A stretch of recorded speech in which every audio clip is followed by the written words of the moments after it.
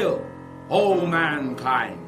I am Michael, Prince of the Archangels, and I come to you this night in memory of the solemn and beautiful perfection of the faith. Your faith is your security, and born out of your faith descends to this planetary body that infinite spark of the cosmic fire, which holds within it the cosmic regenerative seed that shall bring about the fruition of universal purpose upon this planetary body. How wonderful to behold the fruit of God and devil. How wonderful to behold the fruit of faith. What a mountain of strength this is to the individual. And how beautiful does this distribute the strands of perfection throughout the cosmos. Ladies and gentlemen, in this hour of universal reality, in this dream which God has created that you call your life, recognize the need to keep the faith and thus make your life sublime in that design which God himself envisioned and which is held locked within the seed of perfection within your soul. How beautiful then is the faith, and how beautiful is the keeping thereof. I am aware even now of moments of loneliness, moments of separation, moments of self-pity, moments of despair, moments of confusion, moments of world chaos, moments of destruction, and all that seems to perish in the human consciousness. I am aware how mankind become involved in all manner of disturbing conditions, but are they aware that the lowering of their vibratory action, their fatigues, and those conditions which are indeed inherent within their body during moments of stress and strain are very apt to cause the mind itself to also bend in that circle of warp and disturbed condition, which produces in their world, if they allow it to do so, a feeling of neglect and a feeling of aloneness, a feeling of separation, and a feeling that they are indeed separated by their personality from God himself.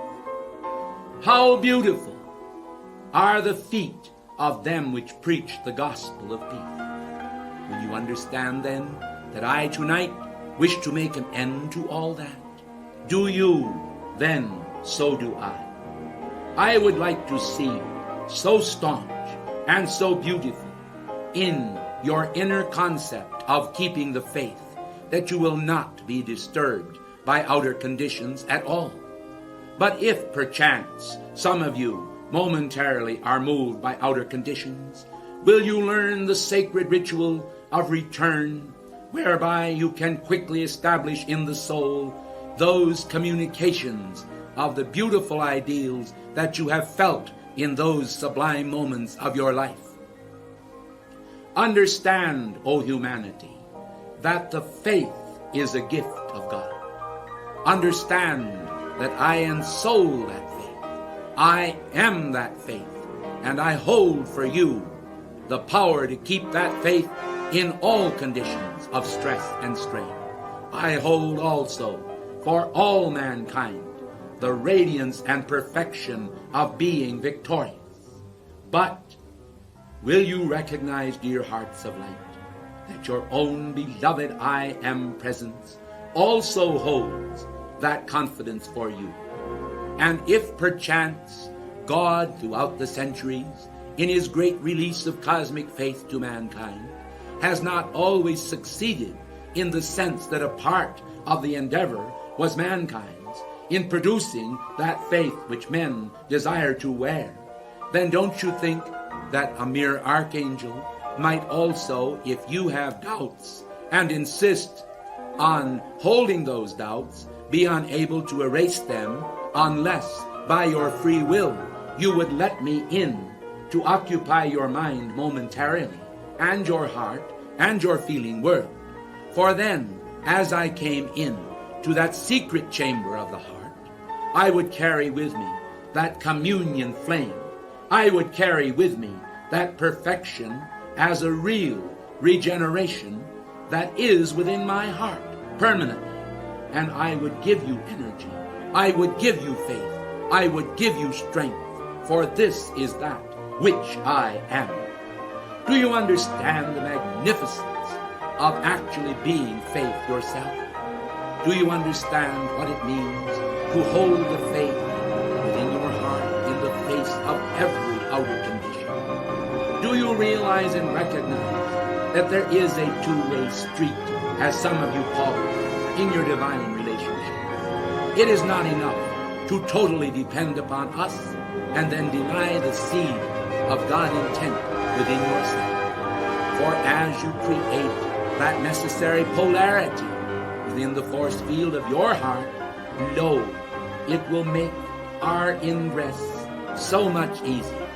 We can come in, and we can sup with you, and we can release our power, simply because you will it so.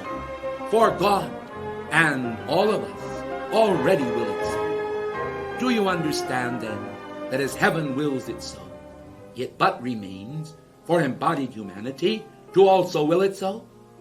Then when there is a meeting of these twain polarities, our radiation representing a positive power of absolute good, and your radiation being a lesser potential of the same manifestation, yet bearing the negative connotation simply because it is a lesser quantity of the holy perfection of God. Do not be dismayed, beloved hearts of light, simply because you have a lesser potential in manifestation. After all, within your own hearts, within the divine seed, there is an equal manifestation of perfection. Will you also consider that through this drop in potential, we are able to radiate and create those magnificent waveforms which convey faith to you as though it were literally showering upon your life in cosmic buckets. Do you understand the meaning of a cosmic bucket? Well, it is borrowed from your own thoughts and your own words. For you yourselves recognize how that fire brigades often pass a bucket of water from one hand to another. So do we at cosmic levels call upon divine energy to create itself in increments and then descend. There is a reason for this, and we want you to know that reason. It is because you require faith at every moment. And because if we showered all of the faith that we could muster at one particular moment, it would literally engulf you. It would literally knock you down off your feet. You would be unable to bear it, and I assure you of this. Thus we give it in increments. And through the seeds of faith, the beautiful mustard seed of faith grows to become a mustard tree in which the birds of the air may indeed nest. Will you understand this? Will you recognize that faith has the power of multiplication, that it can be a tiny mustard seed and then be an oak tree? Mankind have the tendency, actually, in their thought and feeling world, to limit the power of God, as though it could not increase more. Dear hearts, it is not that God could not give you more. It is simply that your requirement is not always all of God. And so when He portions to you a blessed portion of Himself, it is a breaking of the bread of heaven. But that bread which is given to you, that bread which is dispensed to you, is the sacred fire. It is the Christ Eucharist. And when you receive it, it possesses the magnificent power of pulling together in your consciousness all things until all things come into a beautiful perspective of awareness. Individuals at a particular city within the United States or the Soviet Union or Israel or France or the islands of the sea, it matters not where, have a desire to be attuned with God. So He is there, and there is a connecting strand. Then there is also a connecting strand through that connecting strand with our heart and all of the hosts of heaven. Will you understand then that we are literally pulling for you, pulling you together, trying to draw you into a unity of the faith, whereby you will not be divided by every wind of doctrine. There is no question that over the years, certain individuals have acquired a momentum on certain spiritual ideas. When they have this momentum, and they have this concept, beloved ones, it may be very dear to them, for it was acquired through many years of experience. It does not have to be right. Will you understand then that because individuals hold to that which they call the truth of themselves, they often find that that truth may differ from one individual, from one monadic expression to another. When this occurs, it need not be the means of propelling you to a separation. For after all, the same God created you, and created you in love. The journey through the way, the truth, and the life is a journey of acquiring greater discrimination, greater awareness, greater understanding. When you all have that awareness, when you all have that understanding, when you are able to summon that perfection, of course it will remove imperfection. For the greater always contains the lesser, but the lesser does not always contain that specific of the greater, which may be denied it simply by reason of it having not fulfilled its experience range within one specific idea.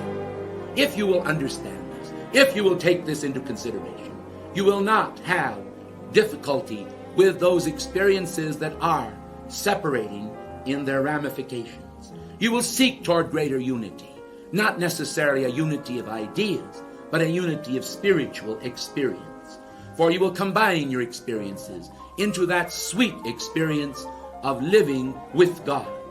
When then this comes about, and you summon the fullness of your faith into manifestation, you will be able to climb up that cosmic ladder of light and understanding as easily as men and women get out of bed. I want you to understand that today humanity are in a distraught state from time to time, where world conditions penetrate their hearts and minds and cause them gross disturbances. I am an archangel. I have long ago escaped from the range of these pursuits, but I do have the understanding of the trembling and tremors that pass through mortal consciousness. Men are afraid, they know not why, and they often fear most of all their aloneness, their separation. The question is to whether or not they are pleasing unto others. We want you to understand that if you please your own universal presence, you need not fear what men shall do unto you, what they shall think of you, or how they shall inter your bones. I want you to understand they can never touch that glorious spirit spark that is the cosmic fire within you. Put all of your attention upon that, and take your attention away from the outer facets of human personality, and you will solve the bulk of your problems. If you persist in involving yourself in the rhythms of human personality, you may well find that dire experiences will come from time to time to you, and you will cry out, "O God, help me." Let me say unto you that the hosts of heaven are more ready to help you than you dare to imagine. I assure you that there are some of you in this room who say with your lips that you desire God to help you, but in reality it is a basic insecurity in your own mind that causes you to say this, for it comes from a certain amount of hypocrisy. You are not always convinced of the fact that God is real. There are doubts and questionings within your mind and the range of that outer mind. Oh, beloved hearts, will you not let go of that feeling? Will you not replace it by a feeling of faith and understanding? If you will, I can promise you then that not only tonight, but throughout the span of your life, when you call upon me and ask my assistance, that assistance will come forth, providing you have made a reasonable conformation to those cosmic ideas which the Godhead has released in cosmic hieroglyph first, and then later into those writings which men refer to as the sacred bonds of the sacred word. I want you to understand that the word is already written within you. If you would adhere to that truth which is within you, you would have no needs to fear whatsoever. Fear and doubt comes from within mankind in the range of his mortal experiences. He has suffered various calamities throughout the range of those experiences. He has often come into realms and areas of doubt. And in those moments, because he doubted, he did not receive the necessary help from heaven that he should have had. And therefore, his doubt was reinforced. Don't individuals understand this simple law, that the more men do the will of God, the more men will do the will of God? The more men will desire to do the will of God, the more the will of God will come to be almost a gift of rote unto them.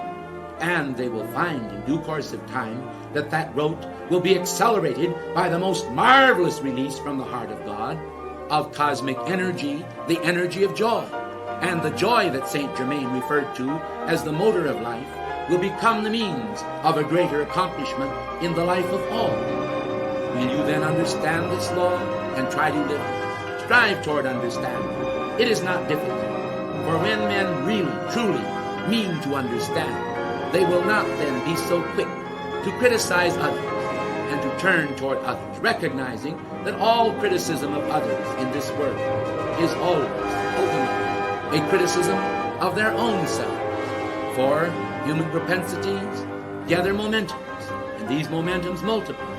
And after a while, vast continents of individuals are pulled to the right or the left simply by the accumulation of man's energies. If individuals would understand that they can call upon heaven and find that heaven will respond, that the full range of those energies will come to their power, to their hand at the supreme moment that they may need it, they will then be able to overcome many things that they could not overcome of themselves. I am an archangel. I am certain that many embodied upon this planet that hear of me do not believe in me at all. I am certain also that even some who believe in me do not recognize the fact that they themselves are able to summon many of the same energies that I am able to summon. Yet I will intercede for those who cannot muster the faith, providing they will call upon me and recognize that in that call they are calling also upon God. For I am but his servant and an instrument of truth, albeit I have legions and legions and legions of angels under my command, angels of faith and captains of grace to humanity. I still carry with me that humble attitude of heart that is a gift of God. For by humility the strands of true love are drawn into the heart's chalice. By humility men understand how God can be drawn into their world. By humility the grace of God and the faith of God is multiplied again and again and again. You have in your hearts, beloved mankind, the full power to overcome all outer conditions. It is simply a matter of releasing yourselves from those tensions and feelings of inadequacy, of fear, of doubt, and a lack of the realities that heaven itself has bestowed upon you. It is true that there is a multiplication of these graces and gifts, but then that need not concern you. For if the law is real, and the law is, and if the law functions, and the law functions, then I want each of you to know and to understand that by the functions of that law, the smallest gift of faith can become the largest in the universe. Those of you who recall the incident wherein the Christ multiplied the loaves and the fishes will understand that this too was an act of faith, will understand that this too is an example to humanity that the power of God is able to multiply the power of faith. And so, when the statement, grace and peace and faith be multiplied unto you is given, let all understand that it is possible and available to them, for it lies within the domain of selfhood, which can expand and expand and expand until there is no room for aught but faith and the knowledge and confidence of accomplishment within the heart of all. You live in an age of doubt. You live in an age of terror. You live in an age of viciousness multiplied. Let us not then be concerned with that, but concerned with those powers that overcome these untoward conditions. For then the perfection of God, descending upon your individualized hearts, shall draw you not only closer to your own divinity, but closer unto me. And as you draw closer unto me, I will carry your beautiful energies to the heart of God. And the response will, I assure you, be a guaranteed response, a release of cosmic energy and a cosmic shower unto mankind, that fulfilling angel mandates and angel activities unto embodied humanity will draw all at last by those skeins of light to that state of consciousness where fear and its attendant manifestations will be overcome. The last enemy that shall be overcome is death. But then, if life comes, shall death be able to overcome it? For life is God, and God is victory, and God will victoriously manifest his victory in your heart, in your mind, in your being. I am Archangel Michael. I convey to you the felicitations of my faith, of the grace of God that lies within you, in the Christ consciousness, in the seeds of trust and obedience. Whenever conditions appear to you that are less than perfection, whenever they appear to you, do not understand just in your outer mind that these conditions can be removed by application, but understand in the fiber of your soul, in the fiber of your being, that God can heal the wounds of the world. God can heal the wounds of each individual. God can remove the thorns from your heart and replace them by the anointing oil of the Holy Spirit. God can provide comfort without limit.